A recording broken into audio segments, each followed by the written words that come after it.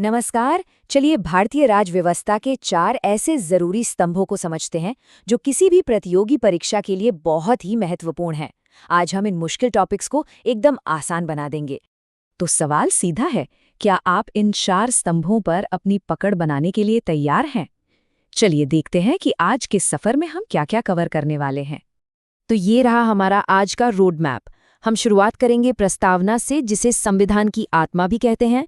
फिर हम संघ की राजभाषा के बारे में जानेंगे, दल बदल कानून के पीछे की कहानी को समझेंगे और फिर पंचायती राज के जरिए लोकतंत्र की जड़ों तक पहुंचेंगे। और हाँ, आखिर में हम परीक्षा के लिहाज से सबसे जरूरी पॉइंट्स को भी दोहराएंगे। तो चलिए पहले स्तंभ से शुरू करते हैं, प्रस्तावना। इसे यूं ही संविधान की आत्मा नहीं कहा जाता है, जानते हैं क्यों? क्योंकि ये पूरे संविधान का जो निचोड़ है, जो उसका सार है, वो एक ही पन्ने पर हमारे सामने रख देती है। प्रस्तावना को अक्सर संविधान की कुंजी भी कहा जाता है। कुंजी मतलब चाबी। ऐसा इसलिए क्योंकि ये उन महान आदर्शों और मकसदों का ताला खोलती है जिन पर हमारा पूरा देश टिका हुआ है। तो आखिर ये प्रस्तावना है क्या? अगर आसान शब्दों में कहूँ तो ये हमारे संविधान का इंट्रोडक्शन है। एक तरह से ये बताती है कि हमारे संविधान को बनाने का मकसद क्या था और ये किन बड़े सिद्धांतों पर खड़ा है। इसकी नींव जवाहरलाल नेहरू जी के उद्देश्य प्रस्ताव से पड़ी थी। इसके इतिहास में ये 3 तारीखें बहुत बहुत इम्पॉर्टेंट हैं। 13 दिसंबर 1946 जब नेहरू जी ने उद्देश्य प्रस्ताव पेश किया।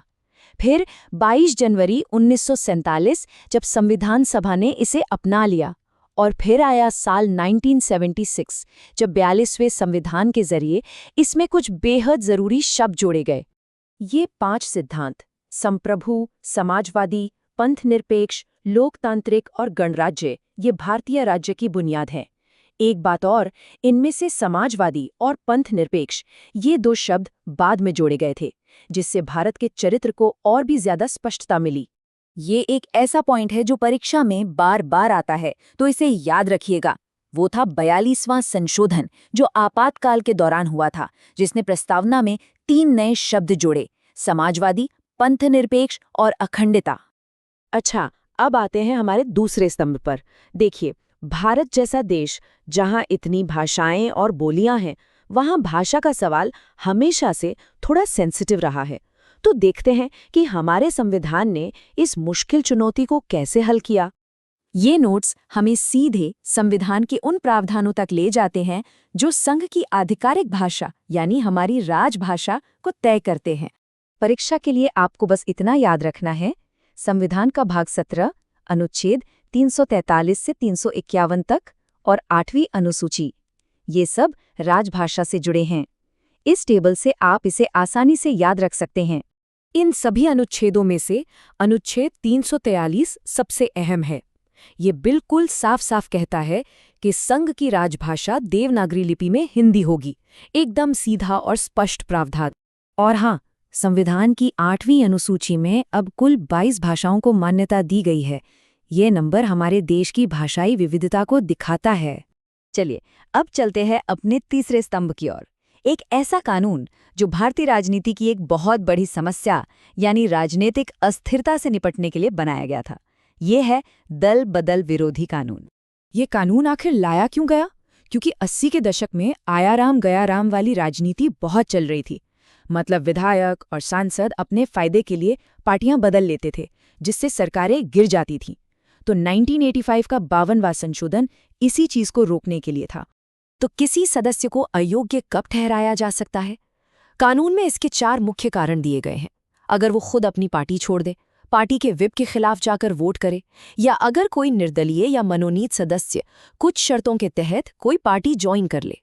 लेकिन यहाँ एक बहुत बड़ा सवाल उठता है, वो ये कि किसी सदस्य को अयोग्य ठहराने का आखिरी फैसला आखिर लेगा कौन?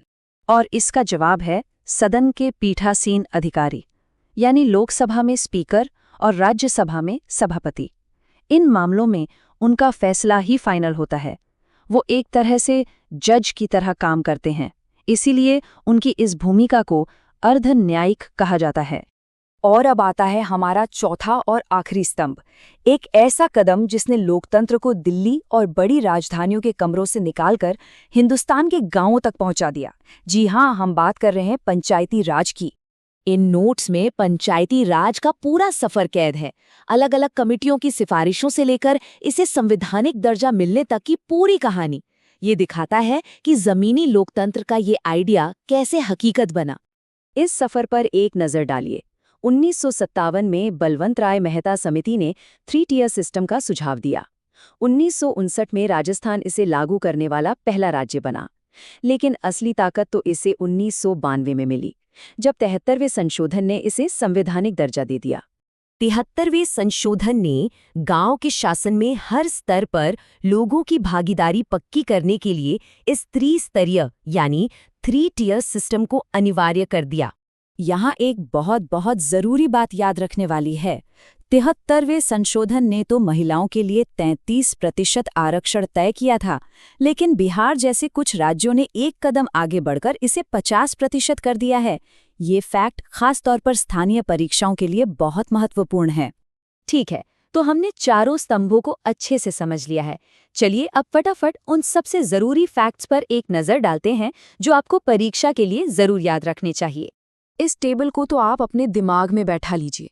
परीक्षाओं में अक्सर संशोधन को उसके विषय से मिलाने वाले सवाल आते हैं। 42वां, 52वां और 73वां संशोधन, ये तीनों आपको अच्छी तरह याद होनी चाहिए। और आखिर में ये रहे कुछ अनुच्छेद और अनुसूचियां जिन्हें आप बिल्कुल भी नहीं भूल सकते। अनुच्छेद 343, 243D और साथ ही 10वीं और 11वीं अनुसूची, ये आपकी तैयारी की नींव हैं। तो आज हमने संविधान की आत्मा से लेकर उसकी भाषा, उसकी राजनीति और उसकी जमीनी शासन तक का सफर तय किया। अब एक सवाल आपके लिए। प्रस्तावना के दर्शन से लेकर पंचायत की जमीनी ताकत तक, आपको क्या लगता है इनमें से किस स्तंभ ने आज के भारत पर सबसे गहरा असर डाला है? सोचिएगा जरूर।